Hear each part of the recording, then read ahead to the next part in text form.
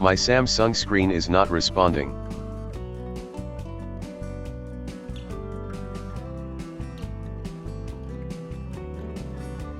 Let's see how to fix this problem. Press and hold the low volume button and the power button.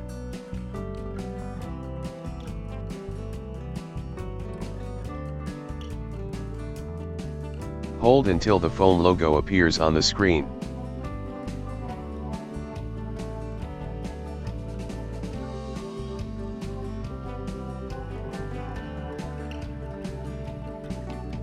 Wait for the phone to turn on.